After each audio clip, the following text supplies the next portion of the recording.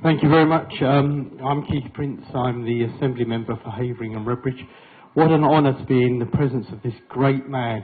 What wonderful words of wisdom, and thank you so much for what you've done here today.